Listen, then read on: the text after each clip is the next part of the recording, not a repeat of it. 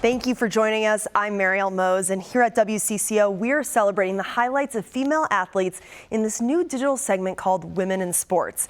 In Minnesota and around the country, we've witnessed new records, new accomplishments, and a renewed popularity in women's sports. We'll share new stories with you every week right here as we do our part to give these athletes the recognition they deserve.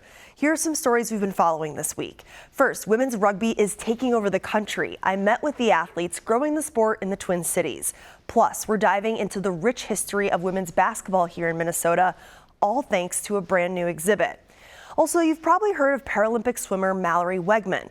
We'll show you what made this summer games extra special for her. And later, the Gophers volleyball team beats #1 ranked University of Texas. What some of the players and the coach are saying about the season starting this weekend. First up, women's rugby is on the rise across the U.S., especially after the team medaled for the first time in Olympic history in Paris. And here in Minneapolis, there's been a growing community since 2017. I got to meet the Metropolis Valkyries, who are playing for more than just the sport.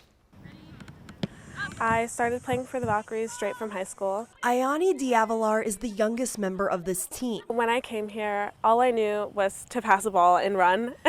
Leaning on the more experienced rugby players around her to learn and get stronger. The players have been such an inspiration and so many mentors. Players like Libby Berg. I just love the sport, so I wanted to play as long as I could. Libby is the most veteran player on the Metropolis Valkyries. She leads by example out here at Columbia Park.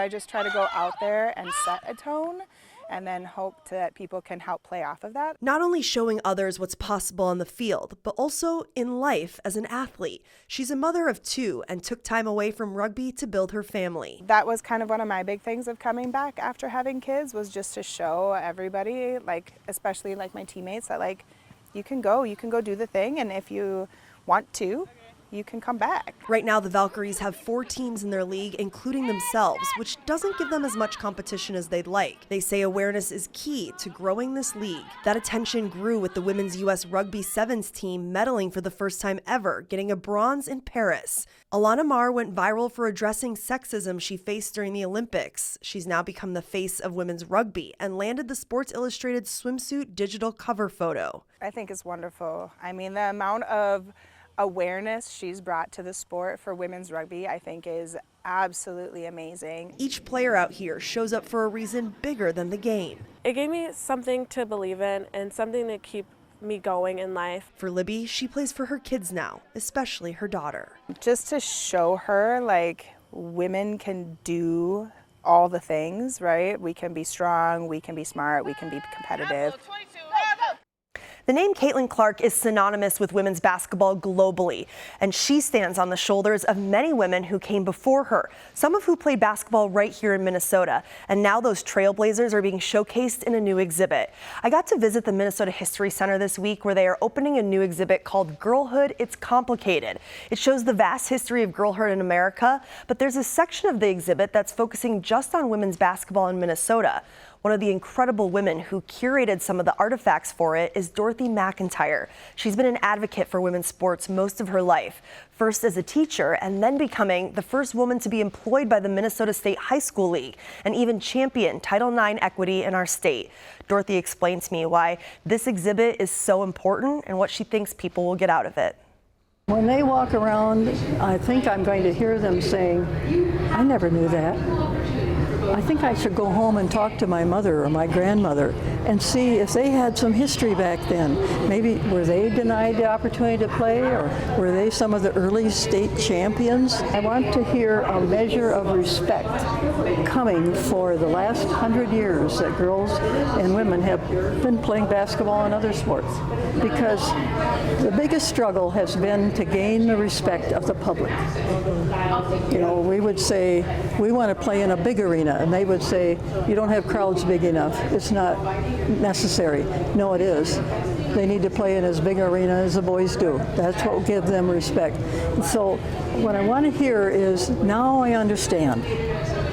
because for so long the battles were so unnecessary, but they had to be fought. You know, there's an old saying that when sleeping women awake, mountains move. So you ask me how I feel? I see mountains moving here, maybe a whole mountain range. Dorothy is certainly moving those mountains herself. Now, speaking of basketball, big congratulations to Lynx star Napheesa Collier. She was honored with the Western Conference Player of the Month award for August. With the help of Collier, the Lynx have a winning record since she, head coach Cheryl Reeve, and several other players returned from the Olympics. Now we're going to take you to Paris, where Egan native Mallory Wegman won her 4th gold medal. She set a Paralympic record in the women's 200-meter individual medley, beating her previous mark by nearly a second. What made this one extra special, Wegman competed with a special fan in the stands, her 17-month-old daughter.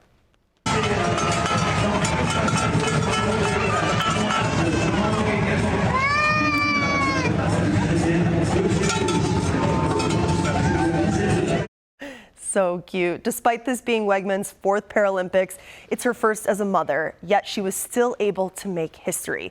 Who said women aren't amazing?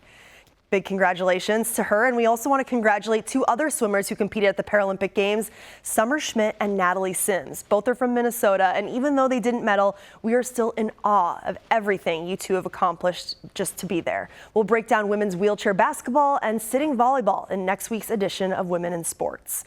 Now, the Gophers volleyball team are riding a high right now after taking down the #1 ranked University of Texas in Milwaukee. Now, the team is facing 2 other Texan teams this weekend, TCU and Baylor in Texas. But for the players, the buzz is still about what they did to the defending champions. I want to say it felt like a dream, but at the same time I knew we could do it. So it's kind of a weird feeling, but it was super cool. And I'm really happy it happened at the beginning of the season so that we kind of know like what we're capable of, and like we have a different kind of standard. We had a high standard before, but now we proved to ourselves we can actually uphold the standard that we want for our team. Obviously it's the beginning of the year, so we're just super excited for what's to come, and that kind of just showed who Minnesota volleyball really is, and it kind of opened that spark of like, wow, we're back. And obviously it's going to be a memory that we're going to remember forever, especially for me just being back in my home state. It's crazy to even think about still to this day, but we still have a long way ahead of us, and we're looking to prove even more. Now for the coach, Keegan Cook has been with the program since December of 2022. He says the win against Texas validates what he's been telling them, that they can compete right here with the top teams in the country. You're trying to teach a team to believe in themselves and to believe before something happens. And we've been having that conversation for 6 or 8 months. And but you know, if there's something that happens when you win, the belief becomes real. You can feel it. I think they felt it during Stanford. Was no longer trying to convince them of what they could do. They knew what they could do, and they showed it in that second match. Well, it's official. PWHL Minnesota has a new general manager. They introduced Wendy Caruso this week, who will now help lead the defending champions. The former American Hockey League executive paid tribute to her predecessor, but did not mention the U.S. Olympian Natalie Darwitz, who was ousted in June following a months-long league review after winning the Walter Cup. Instead, she focused on the future and spoke about what she wants to bring to the team. Yeah, I think my background has really, allowed me to be exposed to all areas of hockey. And, I feel very fortunate for that. I think if you look around, this league, the NHL, the AHL, everyone takes their own path to becoming a GM. And, my background is one that I'm very proud of. In terms of the player piece of this, I have a lot to learn. I am a first-time general manager. I know I've got a great staff in place here in St. Paul, and I'm really looking forward to working with them. And I'm a fast learner, and I'm going to dive in head first here. I think there certainly is going to be an added pressure, and I think expectations are high for the team and for the fans. I'm lucky to have inherited what I have inherited. I think there's a great base here. As I talked about taking on this opportunity with my friends, my family, my mentors, the advice they gave me was, to be myself, and that's exactly what I'm going to do. Well, we're wishing Caruso and the rest of the team the best of luck this upcoming season. Thanks for watching this week's Women in Sports. We'll be back with more great stories next week. I'm Marielle Mohs.